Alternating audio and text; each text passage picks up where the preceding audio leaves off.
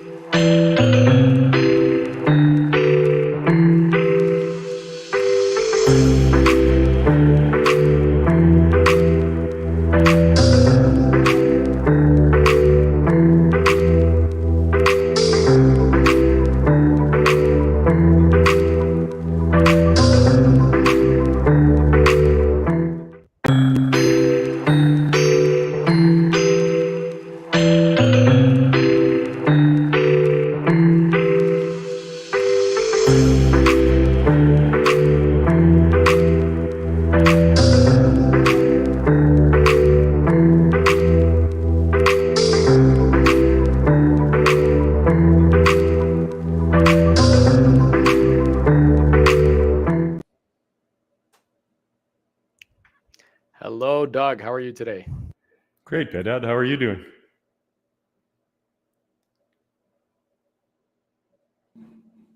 Oh, getting dropped off, getting sent back. Hey, Doug. How are you doing today? Really good. Nice to see you. Nice to see you again as well. Nice to see your smiling face. How's the weather out in Calgary?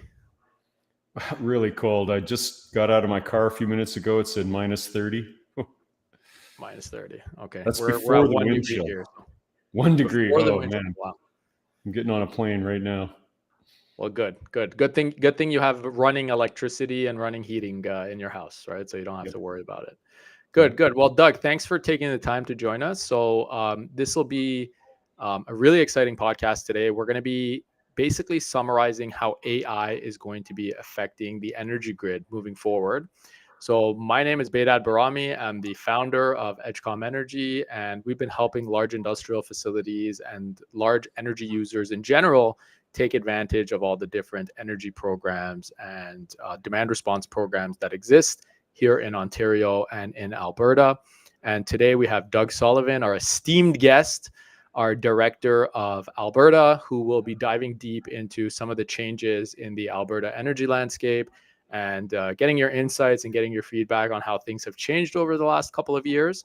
And, looking forward into the future and kind of getting an understanding of how AI and generative AI specifically, since ChatGPT has launched, everyone's talking about generative AI, but how these LLMs and these new tools are going to change the energy landscape and really make our lives more efficient and a little bit more exciting as well, I think, with some of the changes coming down the pipe. So first of all, before I get started, Doug, I just want you to give a little bit of an introduction. So when did you get involved in the energy landscape and sort of, walk us through a sort of a short summary of your LinkedIn bio, maybe? Sure. I started with TransAlta Utilities right out of university. So I took my Bachelor's of Science in Electrical Engineering.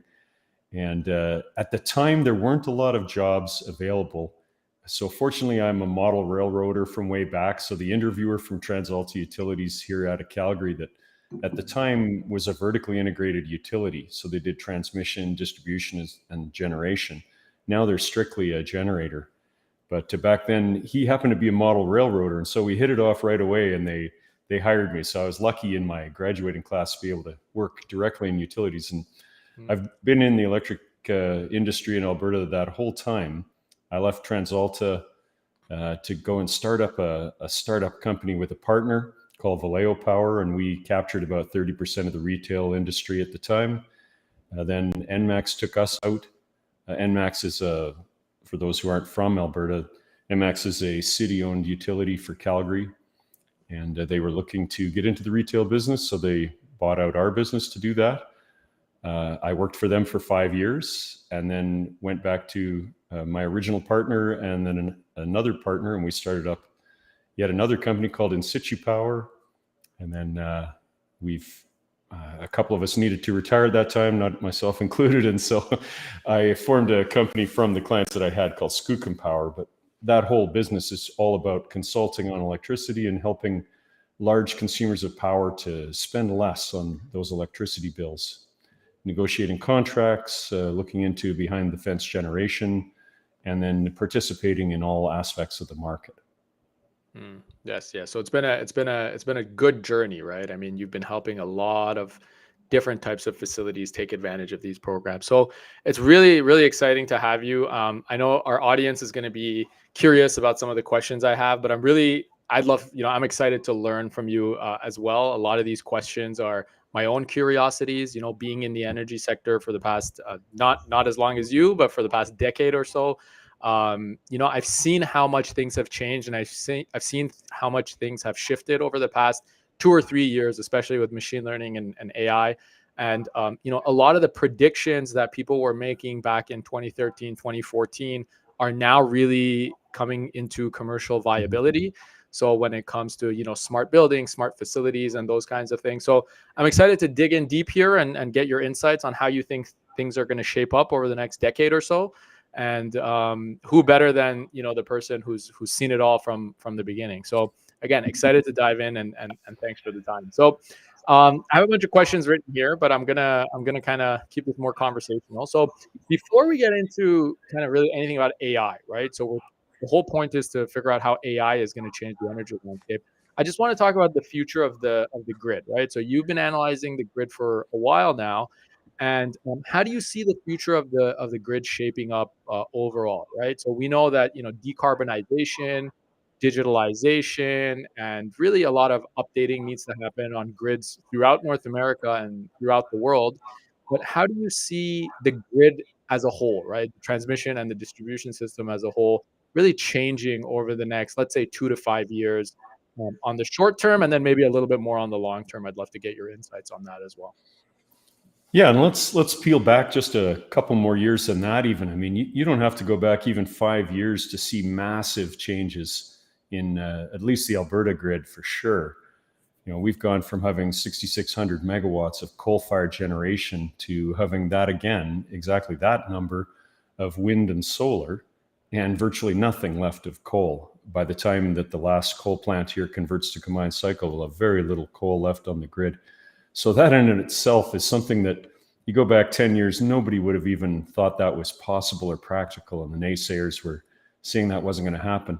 That trend's going to continue. Storage is playing a serious role in the viability of that as it goes ahead. I think more and more storage, like battery energy storage systems, are being planned at the plant gate for renewables. And so that's going to change their ability to accept a dispatch, which will, make it so we don't have so many megawatts offered at $0 into our market here. In terms of the demand side, there are some looming things for sure. I mean, the clean energy regulation planned for 2035, we can argue for the rest of today if you want about whether 2035 is possible for that to be implemented, but you got to have goals. But that will drive, significant change. I'm already seeing it in the oil and gas industry, which is the principal industry in Alberta, where everyone is looking at electrification in an industry where traditionally 90% of it is shaft horsepower driven by natural gas, the product itself that they're sending to market. And so, when you get that many people looking, it means some of them are going to go, and that's going to be a massive demand at some point. That's the potential for it. We also have to look at EVs when you talk about demand. I mean, maybe I'm an odd example. Well, I know I'm an odd example because I'm a 2 EV house, right? And so there's lots of naysayers out there about how prepared the grid is. But I mean, when have we ever been prepared for any kind of change, really? Let's not kid ourselves. Needing to be prepared has never been a criteria for change, but it's happening. I see that for the average household, that's going to double their load. After I've had my first EV for 6 years, and so I've added 50% to my household load. Now my second EV is going to add, that again. So that's basically a doubling of where I was. And even though that's only originally 15% of the load in the grid, well, it's another 15% added on. So I see great things happening in demand. In the near term, of course, we're actually shrinking. The reality is there's more loads being served behind the fence just because of price reasons. And then there's just loads that aren't materializing for economic reasons. But that short-term effect, part of that will be cured by pricing. I mean, we're coming out of huge pricing events, right? The last 3 years have been massive. But we're already seeing, even early in this year and late last year, that we could have a third of the price that we had last year. And so that will also assist in demand growth. So see great things coming.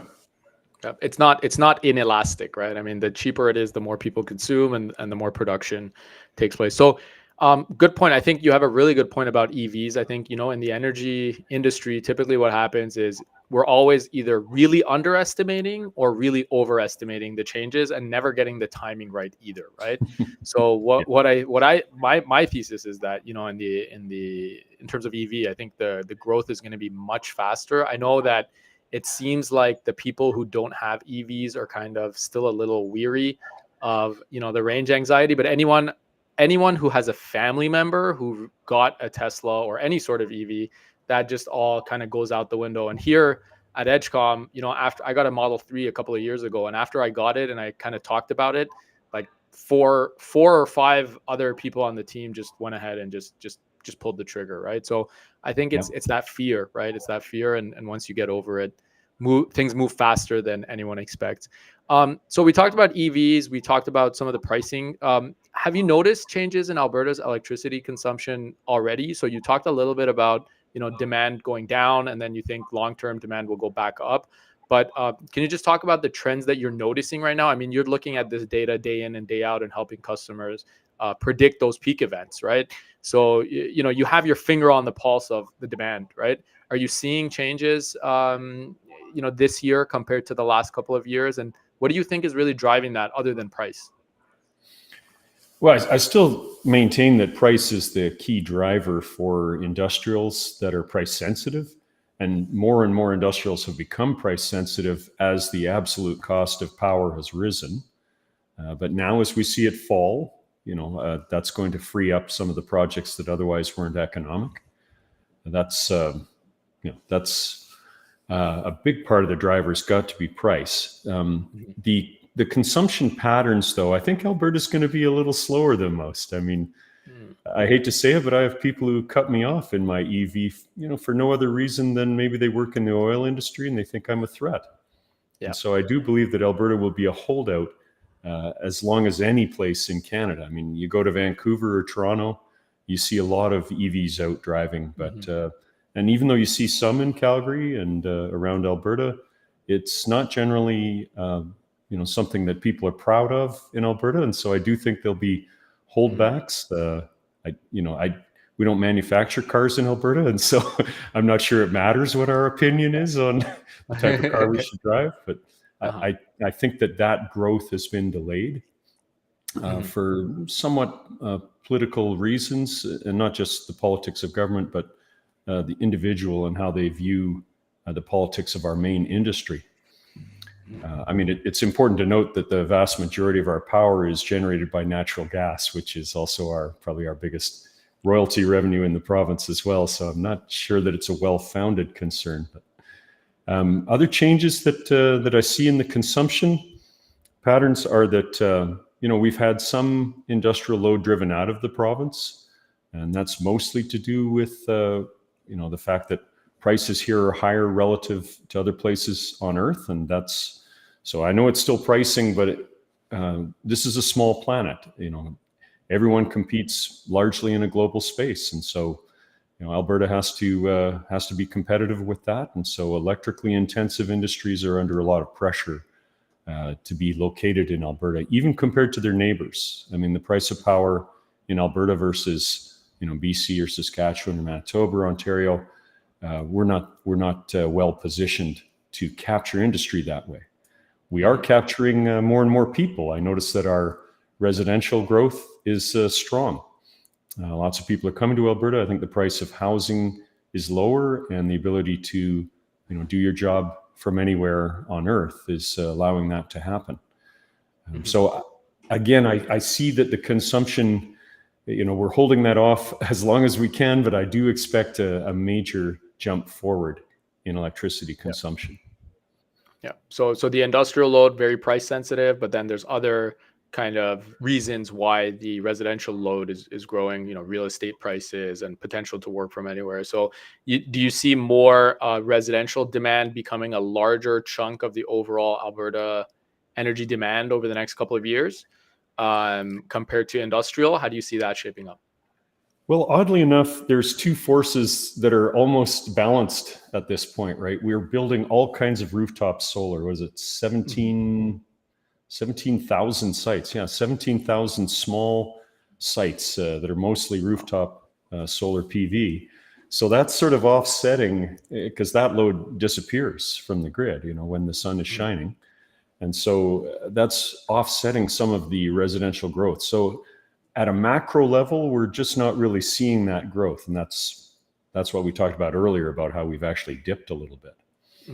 But yeah, astounding when you think that almost the size of a large plant has been built on rooftops and in backyards just in Alberta here.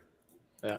So speaking of distributed energy resources, I think that's a good segue into the next question, right? So I definitely agree with you. And I think, whether we like it or not, more consumer choice on where you get your energy from or how much of it comes from the grid versus how much of it is self-generated or how much of it is self-stored, I guess you could say. There's a push for more and more consumer choice, right? And whether the utilities like it or not, and whether the ISOs like it or not, this is a trend that's happening. And worldwide, you've heard of the stories of, the ways that different utilities are trying to kind of slow this down, or they're trying to, ban it altogether. But I think, when a technological evolution happens, you're going to have people who are dragging their feet, and then you're going to have people who are going to try to get out ahead of it. With that said, how do you think, consumer choice in utilities is going to evolve over the next, let's say 5 to 10 year time horizon, right? Both for large scale and residential consumers. Yeah, so let's go back to the residential consumer part, and we'll start there, and then we'll move to large scale afterwards. So as I mentioned, we've got 360 megawatts of what's called small and micro generation already in the province. So, that's just to put that in perspective, those who are from Alberta that are listening in would know that's roughly the size of the ENMAX Calgary Energy Center, which is a major combined cycle plant just north of Calgary here. Many people have chosen to do that, not just because the price of power feels high to them, but the other costs of wires and all of that, they're looking to defray that or defer that somewhat. And so there's nothing more satisfying than generating some of your own power on your rooftop. I happen to have both solar PV and solar heating, and I ran that program for ENMAX for years under assistance from the province. It's very satisfying. And so, I expect that to flourish. There's a number of companies that are making, very economically attractive offers to residences and to commercial. My recollection from the ENMAX program was that on a kilowatt basis, we sold a lot more commercial, even though there's fewer sites than we did residences. So, yeah, we're going to see a lot of that built behind the fence. I think in terms of the larger industrials, they're already, trying to make more of their energy behind the fence. Wherever it's possible, we're seeing cogen come up. But of course, CER is driving some of the timing of that. I expect a lot of that will slow down post 2025, which is sort of that cutoff for not having CER regulations apply to you. But a number of people have already taken steps, and so that's why our industrial demand has come down somewhat. If we talk about what's going to happen as a result of consumers exercising choice, the province tried a few things years ago, right? We tried to block things like rooftop solar. The individual distribution company said, "Oh, it messes us up. We don't want it." And so but then the province ended up writing the micro generation regulation that allows anybody anywhere in Alberta to connect to the grid somehow. And so that's what's opened that floodgate. Now, what's interesting is Alberta, like most systems, have chosen to do what I call postage stamp pricing on tariffs for the delivery of the electricity. Forget about the commodity. That's a different kettle of fish. We don't have to get into that today, though I'd love to. Well, we can get into it. I mean, we have, if you want to open up a can of worms, we can get into it. Yeah. Well, but this postage stamp pricing, what it means is that if something is economic for a customer, then chances are it's economic for every customer. So is that the same regardless of which industry you're in and regardless of your size? No, you're right. It's by category largely. But of course, then as soon as one category of rate class disappears because they had a disruptor technology that made sense for them, it then means that all of those fixed costs of the tariff migrate down to the next classes, which then makes it so that chances are a disruptor technology could just cascade right through all the rate classes. So you're saying it's that death spiral, but instead of it being on a grid-wide scale, it's on a sector-wide scale, right? So once all the industrial customers get to behind the fence generation, once a lot of them do it, then the price for them, the ones remaining, goes up, and then the rest of them have to go and get behind the fence generation. But that doesn't really, permeate through the other sectors until then rooftop solar, for example, and residential. And it's the same thing, right? So it's like that's segmented by sector basis, right? Yeah. That's very interesting. And I mean, some of the disruptor technologies, we're very engaged in, right? I mean, battery energy storage systems is a certain thing that we think about right now. We generally are talking about lithium-ion batteries or LiFePO batteries, but the notion is that the price breakthroughs are coming on batteries, and so given the cost of solar where it's at, if batteries can follow Moore's law and get to that point where it makes sense for commercials, new communities to do their own community power, well then postage stamp pricing blocks that from happening now and forces the entire rate class to leave once the disruptor works. That's the threat of it. What would guard against that? Much better than policies to try and stop people from doing the economic thing, which we all know that won't last. You can't stop people from saving money, and you shouldn't. You should not. That's not the purpose of government. I mean, democracy means, by the people. So it should be for the people. So if you try to block that, that will eventually collapse and just enhance that. But what we could be doing alongside it is making better choices rather than just saying, we're always just going to keep on expanding the grid, even though we know the marginal cost is beyond so many technological choices. We should be making those technological choices for the next community that we permit as a city.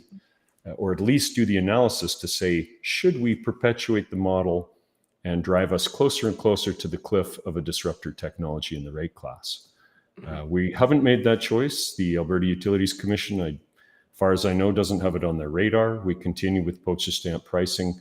And I do think that that's something that consumer choice will eventually lead to a serious taxpayer issue where we have a lot of costs left in the grid and nobody left to pay them except the taxpayer.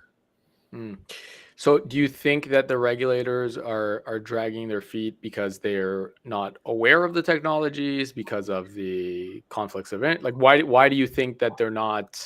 Is it just that they don't know what's coming down the pipe, or is it that they're getting lobbied hard on every side and this is just, let's just stay with the status quo?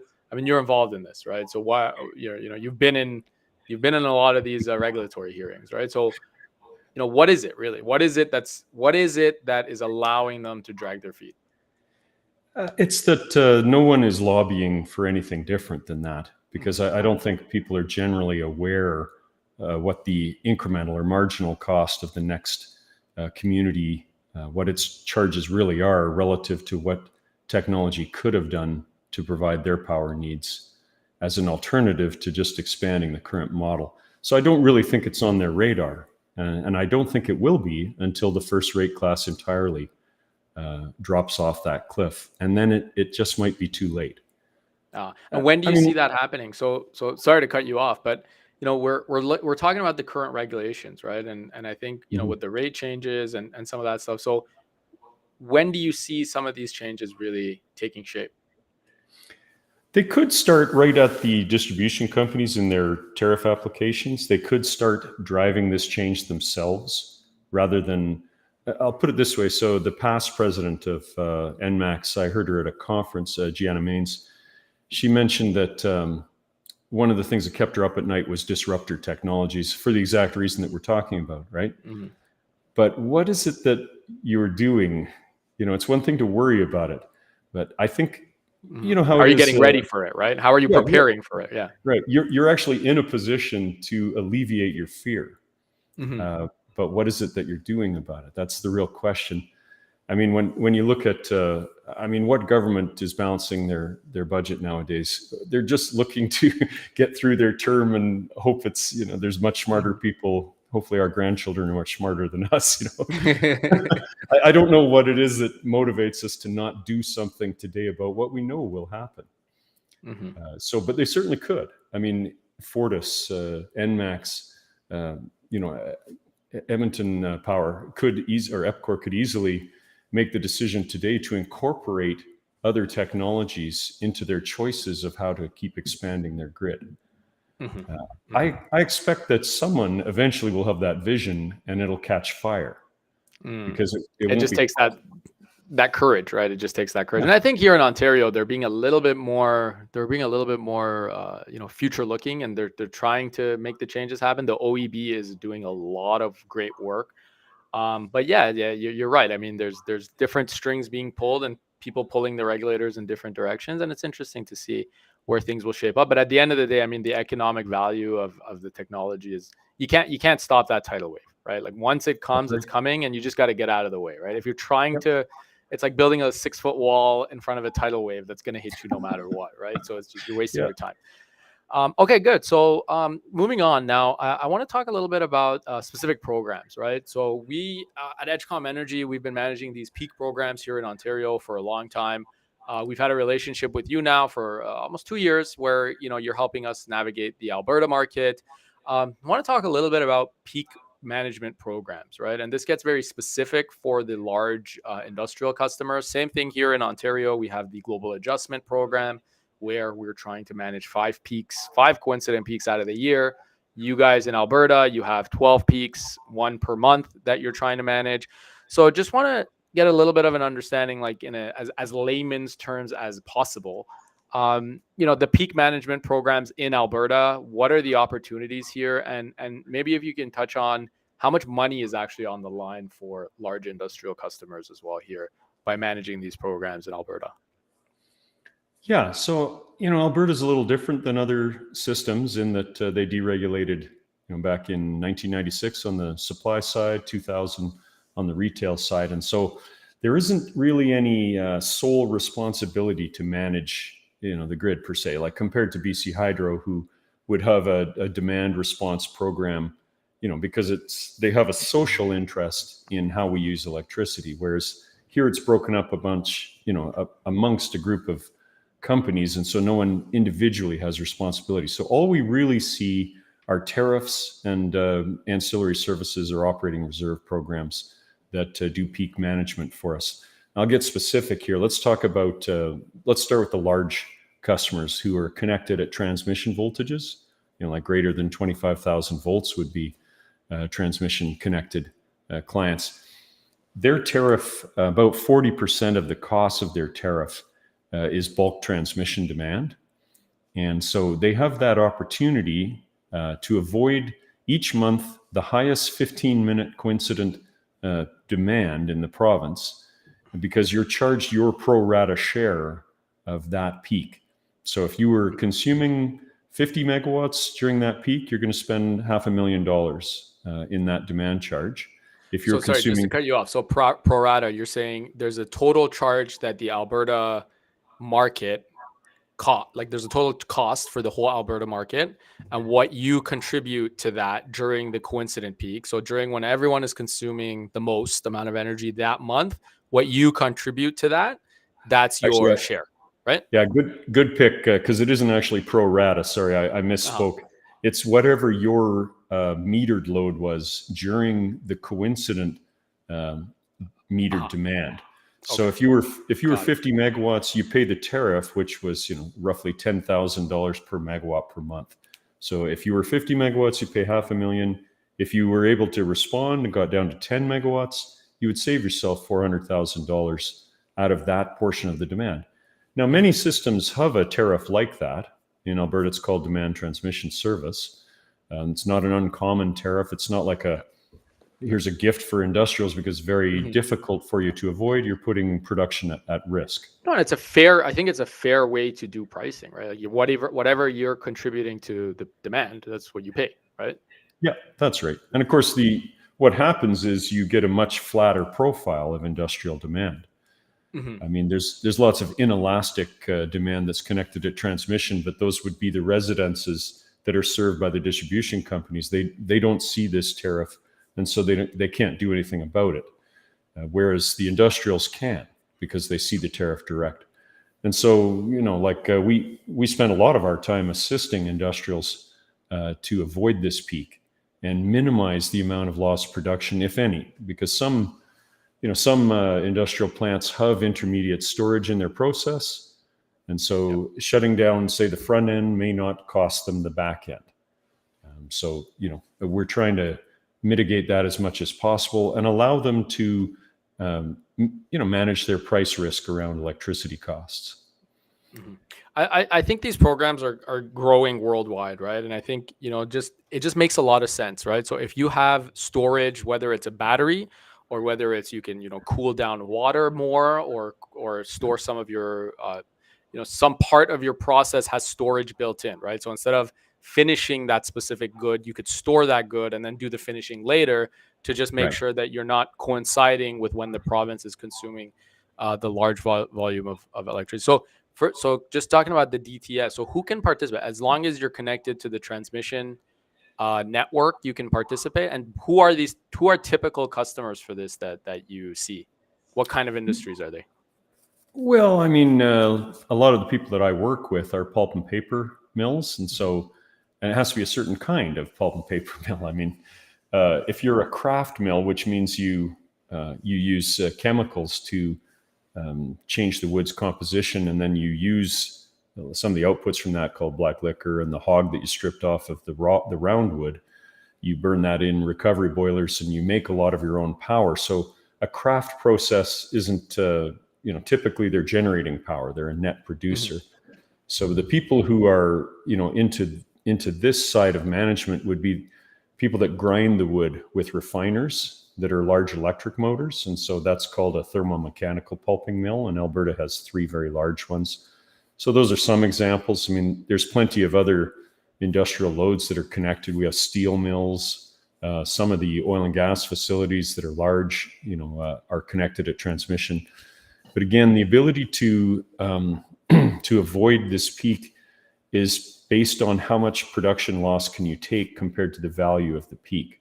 And so you have to be electrically intensive to make sense of the economics of doing this. Okay. So now sorry, keep going. Oh, no, that's all right. Go ahead. Yeah. Okay. So now getting into the AI side of things, right? So actually, before we get into the AI, I just want to talk a little bit. So there's the DTS program. Is there any other peak management program in Alberta that consumers should be aware of, the large consumers should be aware of? I mean, there's ancillary services for sure. And that's something that many loads could participate in, and it has a different risk profile than the coincident peak avoidance. So for example, we have load shed services. Very soon there'll be fast frequency response to replace that. And that's where loads will arm certain of their distribution breakers on fast frequency relays. So if the frequency dips down, and to avoid a cascading loss, especially when we're isolated from the rest of the Western Electric Coordinating Council, there'll be loads that will drop off automatically that will preserve our ability to maintain power in the province. And you're paid an option fee to have that. And the risk of that is lower because those sorts of frequency events are very rare.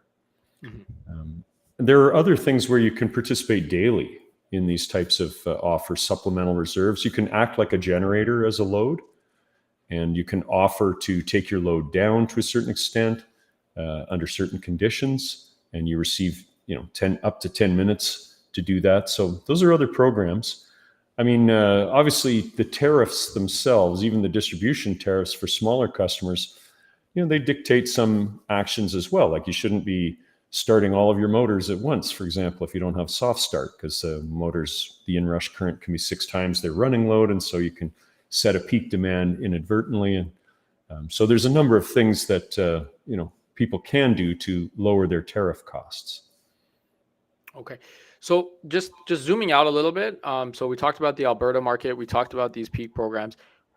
Worldwide, how do you see these peak programs shaping up? Right. So one of the things I think about a lot, right, is are we doing something different here in Ontario and in Alberta where these peak programs just make a lot of sense here? Is it because we have a lot of solar? Is it because we have a lot of wind? Is it because of our weather?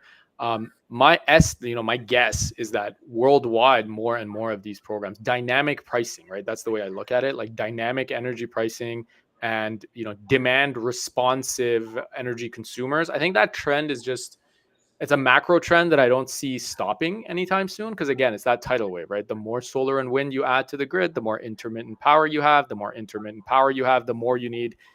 It's not the generators that are managing the supply demand curve. Now it's the users, right? Yeah.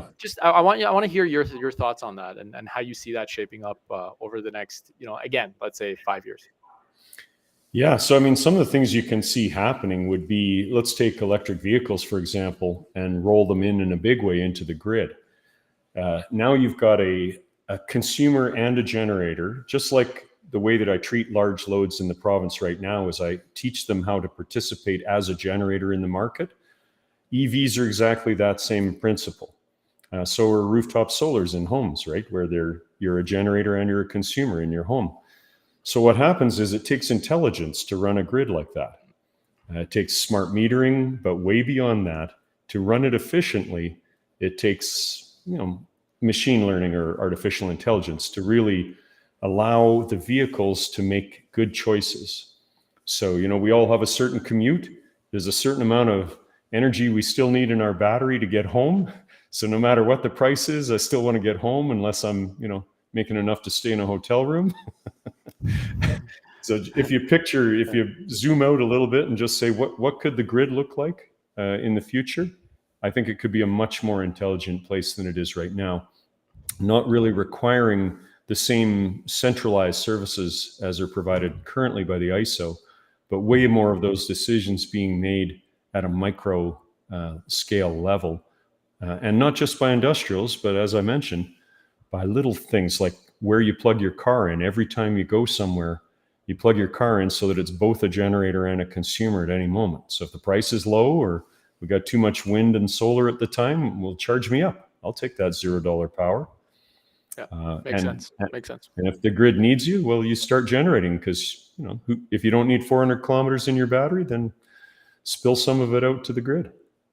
Yeah. I think there's a lot of business model and technology that still has to get worked out, and there's a lot of smart people working on that. So that's good to hear. I mean, we kind of have the same idea of where things are going, in the next decade or so. Now, just switching gears a little bit and getting to the AI part of the conversation. So you did mention machine learning, and we're talking about machine learning optimization models, and that's been a trend over the past 5 to 10 years in the energy industry. There's a lot of companies tackling this from different niches, right? So you have companies like Brainbox focusing on, the commercial sector. You had companies like Edgecom Energy. We're helping the industrial sector, and there's a lot of changes coming down the pipe. And when you talk about machine learning, optimization engines, it's a big field, right? AI generally is a big field, right? When ChatGPT launched back in March of last year, I think it got sort of to the foreground where now even, my grandma is asking me about, what is this ChatGPT? So that tells you that it's sort of penetrating through society at large and not just in the energy nerds and, the financial nerds that were using it kind of before, right? How do you see generative AI specifically, right? So I think, again, machine learning and optimization engines, we talked about it. I think that's going to be a huge part of, it already is a huge part of electricity management and energy management. I think it's going to continue to be a part of it.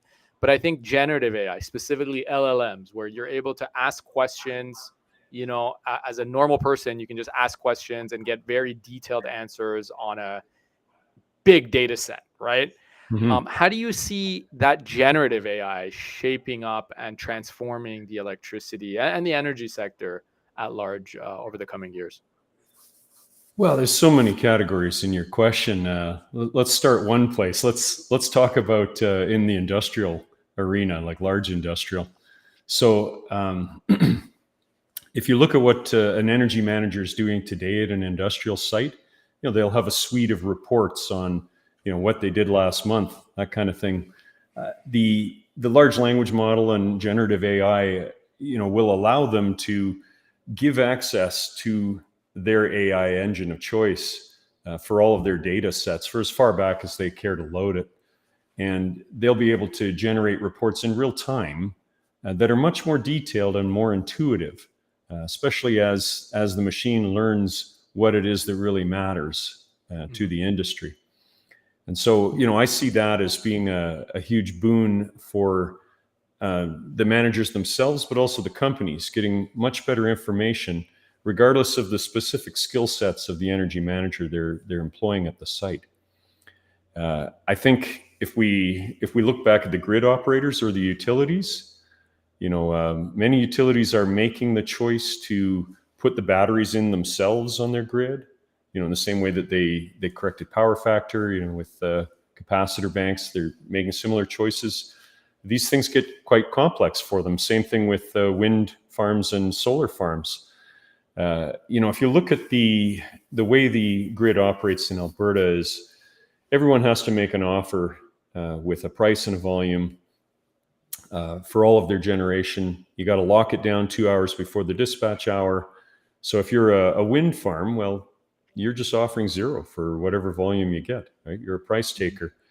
If you're a co-generator, same sort of thing. For the vast majority of your power, you're offering zero. So when you add up where Alberta's at, I mean, there are times of the day where you can have 10,000 megawatts offered at zero. And guess what? We don't often go beyond 10,000 megawatts. So now with the advent of batteries, with the use of export capacity through the transmission interconnections, this is a very complicated equation that's not easily balanced, and you can't leave it just to the trading shops and their Zynet to figure out, what should we be doing with our portfolio. There's some big real-time decisions that I think these AI models can really assist at every level. Yeah. So one of the things that, when I talk to energy managers, and I was an energy manager, right, before Edgecom Energy. So I'm sensitive to their role and how important it is for the operation, especially of, energy intensive industries, right? You're talking about steel mills, and, they have teams of energy managers analyzing this data. And one of the questions that usually comes up is, so is this Copilot going to come in? Is this generative AI going to come in and replace me? And I think there's a big part of how big and important these decisions are that I don't think we're going to be leaving them up to an AI to just, whether it's generative AI or machine learning, to just run these plants, right? I think there's always going to be, at least within my lifetime, I think there's going to be a human operator sitting there making those critical decisions. But that human operator is going to need a suite of tools that can process more and more data, that can analyze more and more data, bring in sources, and kind of, pull out some interesting insights that a human never will be able to. Do you see it shaping up that way as well? Oh yeah, I mean, seeing the patterns, the machine in and of itself has no idea what it's looking for. That's why you need somebody asking the right questions. I mean, over time, you keep asking the same questions. Well, you don't need a person to ask those questions. But as things evolve, the person's thinking can evolve, and so will the machine. So we'll have to see. I'm not going to just succinctly say there won't be jobs replaced in the energy management field by AI, because that is a possibility, depending how sophisticated they get and depending on the industry that we're talking about as well. But I think we still need somebody to guide what is it that's important to this company? What do we need to know to guide our decisions? Good. If anything, I think energy managers get a lot smarter. Yeah. And I more think data and more tools, right? Like that's Yeah. the more data at their disposal, right? I think the AI tools that we're envisioning are are really more like a wingman for the energy manager, just where they turn. So instead of having to write a program and wondering where all the data sources are and if they're true, and having to go in and fill the gaps manually, because, this is what we have to do, right, to run a simple report. Well, that's not high value work by the energy manager. That's almost data entry in some ways. And so we can refocus our efforts and get a lot smarter as people. Yeah. And I think selling these projects is going to be a bigger part of the energy manager's role, right? Getting the data and analyzing it, and then now having the proof that the savings are here, right? Now, hey, we can run production for 0 cents per kilowatt hour, but now you have the ammo to take that to the CFO, to the COO, and really get more decisions sold quickly, because you're not spending all your time in Excel.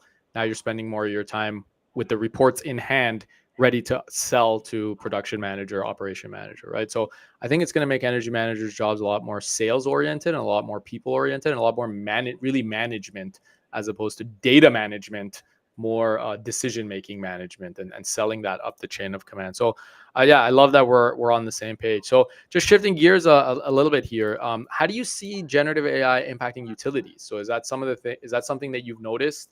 Do you think that they're using it? Do you see it?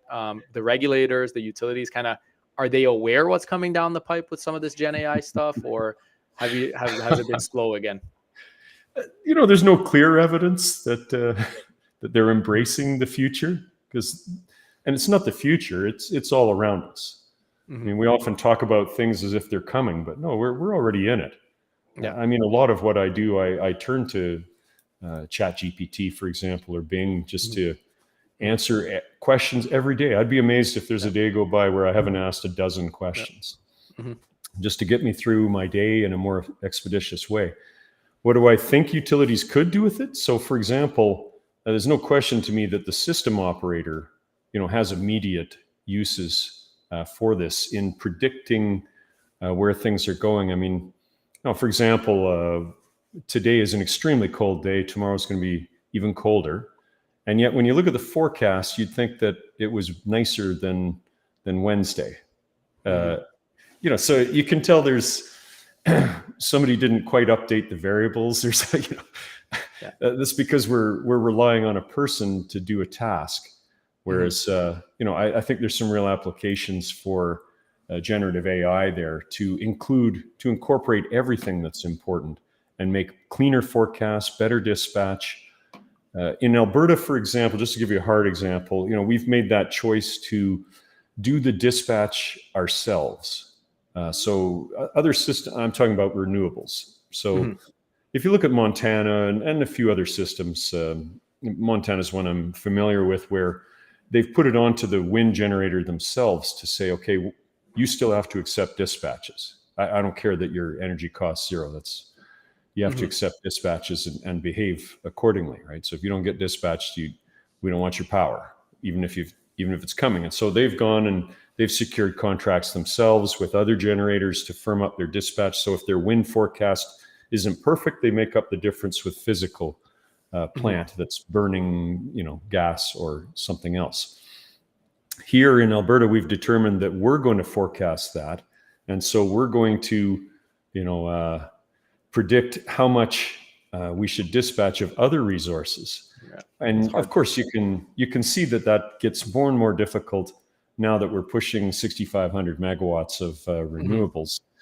The sun's a little more reliable than the wind, but the clouds can roll through too, right? So it just makes it so that a machine with lots of sensors can certainly figure this out better than humans at the system operator. I already mentioned about how utilities that incorporate other assets inside their own mix, like batteries at the substation, certainly those are complicated decisions of when to charge them, when to discharge them, and how that would benefit their customers. And I definitely think there's a role for AI in there as well. Absolutely. No, that makes a lot of sense. So now just changing over to some of you mentioned the wind and the sun, and that got me thinking about, climate change. And, a lot of the things that are coming down the pipe, whether it's, the addition of solar, the addition of wind, it's really we're trying to decarbonize as much as we can, right? And as much as a lot of people don't like to hear that, especially the guy who cut you off in your Tesla, the reality is, whether it's our generation or the generation after, we're going to have to decarbonize the earth, right? How we do things, right? So talking about climate change, and a big part of demand is predicting the weather, and a big part of it is having short-term and long-term forecasts of how much water is going to be, how much snow melt is there going to be. I recently heard that there's some serious drought conditions shaping up in Alberta, and that might affect fossil fuel generation. And I just wanted to hear your insights on that. Do you think that, again, are we ready for some of these changes that are coming down the pipe? Here, I know we see some transmission lines behind me. Actually, I just noticed, right? So here in Ontario, I don't think anyone expected the winters to be as mild as they've turned out to be over the past couple of years, and that's affecting business like snowboard parks, right? And are places that depend on the weather for predicting how much water there's going to be, and that they need specific parameters of how the weather shapes up to be able to run their operations. Are they ready for that? Are they ready for the changes in climate? Are they ready for these droughts? And what do you think is happening in Alberta on that front? It's like we talked about way at the beginning, right? When have we ever been ready for a change? I mean, we're still in the denial stage. I mean, I'm sure, if I polled my neighbors, more than half of them would say there is no such thing as climate change.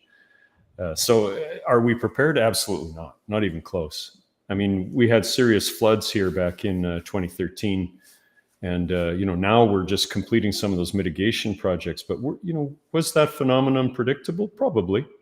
But who wants to spend the money when it hasn't happened yet? I live on a lake. I live on an irrigation lake in Chestermere. And this year they lowered the level because they said they just absolutely had to have more water for irrigation. I mean, we had areas here that were running at 40%. Agriculture is a huge part of the Alberta landscape and industry. And so, the effect of water is very serious. When you look at the Bow River system, which is the South Saskatchewan River overall, which we have an interprovincial agreement with Saskatchewan, we allow 50% of the flow that comes down that river to go to Saskatchewan. That the volume that we have, sold in Alberta ourselves is greater than the 50% that's flowing today by a large margin and getting wider. So in other words, the irrigation districts, all the plants that use that water, we've already way oversold the river. So if everybody draws what they need, we don't have a river at certain times. And the Bow Glacier is also shrinking. So, are we prepared for that? Of course not. No, I mean... So the energy regulator changed some changes, right, due to the lower snowfall this winter. Is that part of the river? Is that... Well, more what impacts us is what the BC snowpack is. And that they've been in a drought condition at least the last 2 seasons. I don't know if they would have classified the third one as a drought, but that impacts us because we become a net exporter of power, which we hardly ever export power out of Alberta. Normally it's all coming into us, but they just simply don't have enough water. So we're shipping regularly 1,100 megawatts, out on the tie lines, west and south. A little bit out to the east from time to time. But that's the bigger impact of drought. Honestly, the hydro in Alberta is very small. We only have, I believe, 560 megawatts. And of that, it's mostly really run of river. I used to work for TransAlta in the power planning group. And so the water management team was part of that group. And we used to say that if we ran our hydro dams for 13 hours flat out, we'd have no more water. We'd be down below the inlet level. So it really is a run of river situation, even though some of the dams are very large. So hydro itself doesn't make up a huge portion. What it does mean is that somebody has to make up the ancillary services that hydro provides to us, because the little wicket gates in those generators, the hydro generators, are very easily and quickly adjusted. And so they tend to serve a lot of our regulating reserves. means somebody else has to pick that up, like batteries, for example, which are currently not able to participate as regulating reserves. So climate change makes even hydro be questionable, but then batteries come to the rescue in another way, right? Yeah. Okay. I mean, yeah. Well, I was going to say it's sort of an ideal situation for hydro because they don't actually have to typically run a lot of water to meet those needs. And so long as there's some water above the inlet, they can usually meet the ancillary service. But in terms of providing energy, they're losing their ability to provide energy. Oh, interesting. Well, that's sad. And hopefully with some of the stuff that we can do with peak management and some of the changes coming on the grids, at least we can chip away at this problem, right, over the next generation. I think it's going to take longer than anybody thinks to decarbonize everything, but I think eventually we're going to have to go that way, whether we like it or not. So, Doug, I want to thank you so much. So there's a couple of things that I'd like to announce.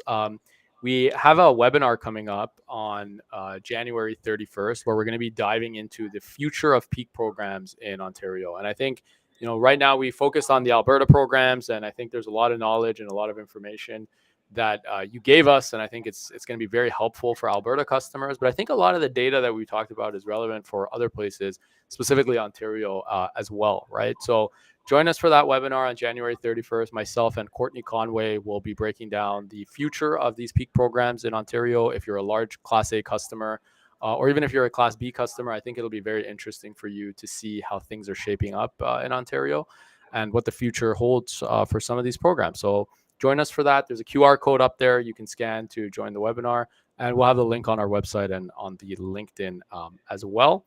And make sure you subscribe to our newsletter. We'll be sharing a summary of this conversation and recordings of this conversation as well.